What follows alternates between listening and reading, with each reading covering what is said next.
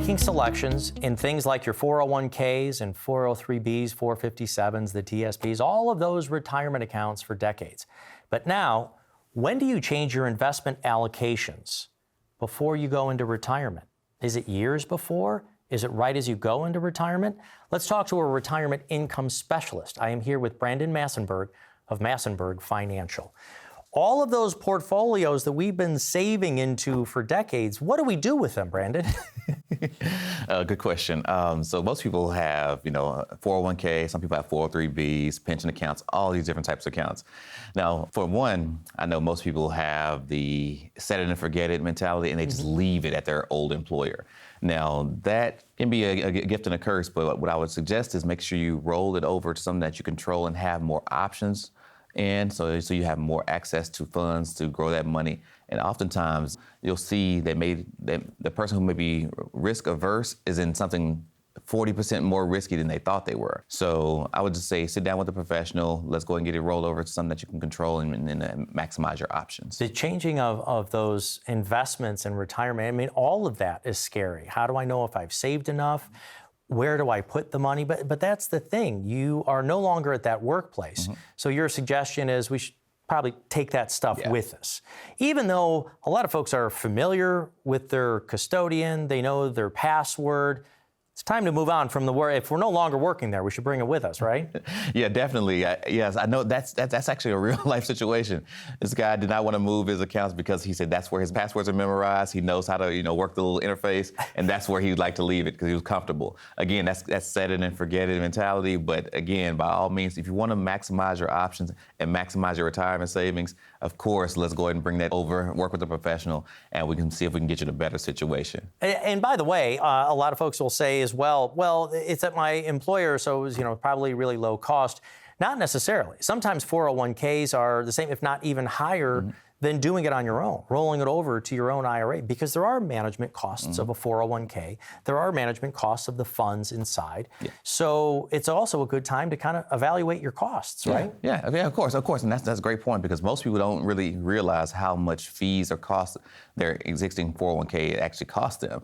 They just assume it's given to them at free or no fees because it's through their employer, but those accounts still have fees, and that's worth mentioning to.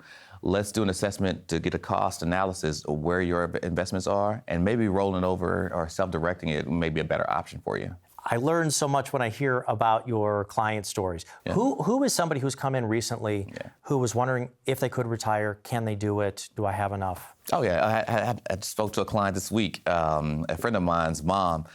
She reached out and says, Brandon, I want to retire, and I'm ready to retire, and I'm ready to become work optional. She didn't say work optional, but that's my words. But she was just ready at that point now. She wanted to consider where she was and see if she could sustainably retire and have an income that she wouldn't outlive. So after sitting down with her, I, of course, requested to see all of her documents. We took a look at where her income was and asked some questions around the goals of what she wanted coming in reliably every month or every year for income. So now we were in the position to actually take an assessment where she was, where she wanted to go, and actually look through that and put a plan together. About how old were they? Oh, okay. She's 64 years old. She's divorced.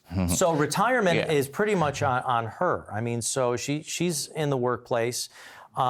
With the divorce, depending on the lifespan, how long they were married, she might be able to rely on some Social Security benefits, but the retirement planning is completely on her, correct? Oh, yeah. It was completely on her income, her assets, her savings, and she knew that. That's why her biggest concern was running out of money. Right. Now, did you start to ask things, or are you going to continue to find out? Does she have longevity in the family? I mean, we know it. The two of us here, the ladies in our lives, they're going to outlive us, at least by statistics. So at a 64, she was looking to retire what? Maybe in a year? End of the year. Okay. So 65, I mean, she realistically could live possibly 90, 95. Another 30 years. What do you think about you? You're looking forward to seeing the paperwork and seeing if there's enough there? Yes. So I'm waiting for that now. So I gave her some homework last week. Yeah. So she's going to be sending me paperwork this week. So once we take a look at that, do an assessment to see where she is, we'll actually make a plan for longevity and her long-term income. All right, Brandon. That is a really big question that you're probably asking yourself. It's not just when do you change your asset allocation for your investments. It's what do you do with those accounts that you've been saving into all throughout your work years? Will it last long enough for you? Just like Brandon was talking about with this person.